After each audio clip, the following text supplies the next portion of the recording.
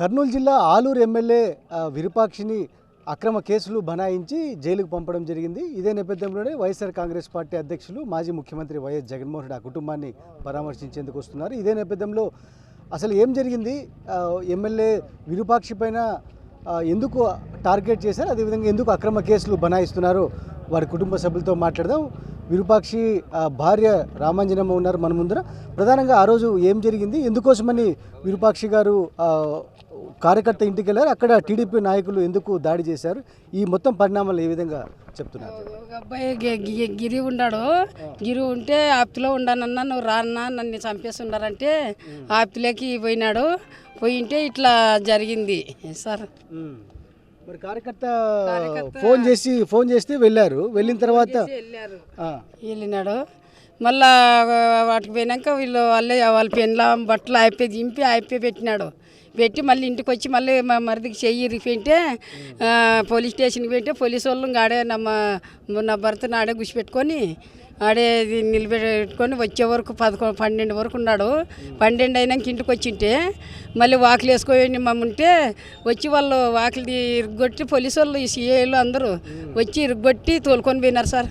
మీ ఇంట్లో తలుపులు పగలగొట్టి ఫర్నిచర్ అన్ని సీసీ కెమెరాలు పగలగొట్టారు, సిటీ కెమెరాలు అన్ని పగలగొట్టి తలుపులు పగలగొట్టి నన్ను పక్కకు దొబ్బి పోలీసు వాళ్ళు తోలుకొని పోయినారు నా మొగుడిని సార్. ఇప్పుడు అంతకుముందు గిరిని బెదిరించిన వాళ్ళపైన చర్యలు తీసుకోవాలా, తర్వాత మీ మరిదిని శ్రీరాముల పైన దాడి చేసిన వారిపైన అరెస్టు చేసి చర్యలు తీసుకోవాల్సిన పోలీసులు ఎమ్మెల్యే గారిని ఎందుకు హరాస్ చేస్తున్నారంటారు? ఏంటి చేసినారా, మా మీదే పెట్టినారు, వాళ్ళే కదా జరిగేది. ఇప్పుడు జరుగుతుంది వాళ్ళు పెట్టినారు, మాది జరగదు, మాది కేసు తీసుకోలేరు, మాది కేసు తీసుకోలేరు, వాళ్ళు తీసుకున్నారు. గెలిచినప్పటి నుంచి వేధింపులు ఉన్నాయా ఆ కాన్స్టిట్యూన్సీలో? ఇది వేధింపులే, ఆడబెట్టేది ఈడబెట్టేది అట్లే, ఇంకా తట్టు ఏంటివి లేవు మా ఆయనవి. ఊకే ఉండ్రి నల్లు ఇప్పుడు అది ఇంతట్లో పొద్దు రాత్రి పోయిన దానికి ఇట్లా అయ్యింది చూడు. అవును సరే, మీరు చెప్పండి మొత్తం పరిణామాలు ఏ విధంగా చూస్తారు? ఎందుకంటే ఇప్పుడు రాష్ట్ర వ్యాప్తంగానే రెడ్ బుక్ అరాచకాలు తీవ్ర స్థాయిలో జరుగుతున్నట్లుగా కనిపిస్తోంది. ఇప్పుడు విరూపాక్షి అరెస్టును ఏ విధంగా చూస్తారు? రెడ్ బుక్ అరాచకాలకు పరాకాష్ఠగా మీరు భావిస్తున్నారా, ఎట్లా చూస్తారు? విరూపాక్షి అరెస్ట్ అన్నది అక్రమము. విరూపాక్షి గారు కింది స్థాయిలో నుండి పైకి ఎదిగినారు. వాళ్ళు ఏ కష్టం వచ్చినా భరించే శక్తి విరూపాక్షికి ఉంది. ఒక మంచి వ్యక్తి, ఏ విధం నేను ఎన్నిసార్లు చెప్పినా చెప్పగలను, ఒక మృదు స్వభావి మంచి వ్యక్తి.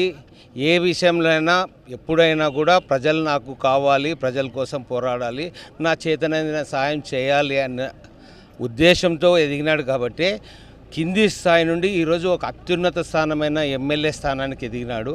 ఆయనకి కష్టం ఎంత వచ్చినా భరించే శక్తి ఆయనకు ఉంది, దాన్ని భరిస్తాడు. ఆయన ఉద్దేశం పార్టీ కోసం ఒక నిబద్ధతతో పనిచేసే మనిషి.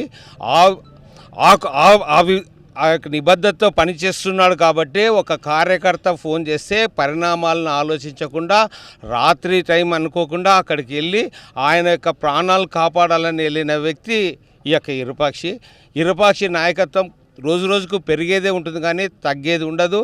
ఇంకా అత్యున్నత స్థాయికి ఆయన ఖచ్చితంగా ఎదుగుతాడు.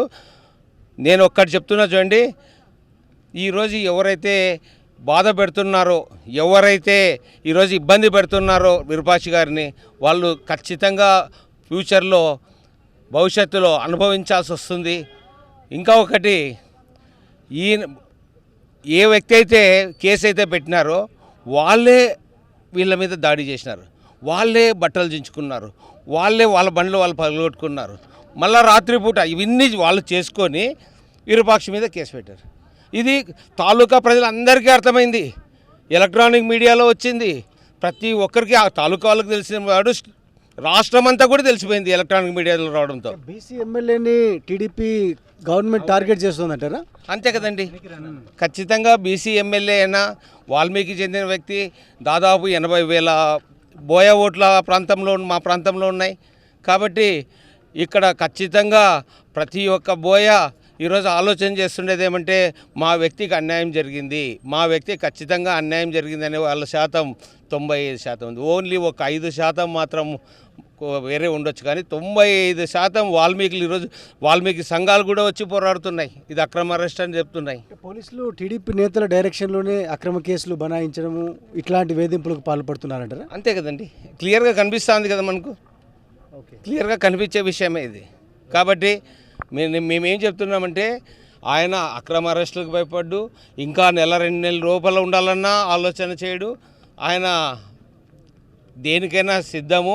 ఆయన కింది స్థాయిలో ఉన్నాడు, ఇంకా అత్యున్నత స్థాయిలకు ఎదుగుతాడని ఆశిస్తున్నానండి. జగన్మోహన్ రెడ్డి గారు వస్తున్నారు, పరామర్శ కుటుంబాన్ని అదేవిధంగా కుటుంబాన్ని పరామర్శ ఇక్కడ కార్యకర్తలకు భరోసా ఇచ్చేందుకు వస్తున్నారు. ఎట్లా చూస్తారు మీరు?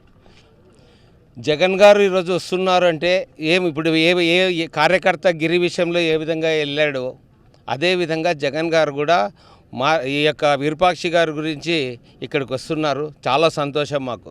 మీ పేరు? నా పేరు వైకుంఠం మల్లికార్జున. ఓకే, మొత్తం మీద అయితే ప్రజాస్వామ్యబద్ధంగానే పూర్తి స్థాయిలో అరాచకాలను ఎదుర్కొంటామని చాలా స్పష్టంగా విరూపాక్షి కుటుంబ సభ్యులు అదేవిధంగా ఆలూరు వైఎస్ఆర్ కాంగ్రెస్ పార్టీ నేతలు చాలా స్పష్టంగా పేర్కొంటున్న పరిస్థితి కనిపిస్తుంది. ఒక బీసీ ఎమ్మెల్యేని కూటమి ప్రభుత్వం టార్గెట్ చేసి జైలుకు పంపింది. ఖచ్చితంగా ప్రజాస్వామ్యబద్ధంలో అదేవిధంగా శాంతియుత పోరాటాల ద్వారా దీన్ని ఇట్లాంటి అరాచకాలను ఎదుర్కొంటామని చెప్తున్నారు. అదేవిధంగా వైఎస్ జగన్మోహన్ రెడ్డి గారు వచ్చి పరామర్శిస్తున్నందుకు పూర్తి స్థాయిలో ఘనస్వాగతం పలికేందుకు కూడా కార్యకర్తలు సిద్ధమవుతున్న పరిస్థితి కనిపిస్తోంది. వీడియో శ్రీనివాస్ శివారెడ్డి, సాక్షి న్యూస్, కర్నూలు.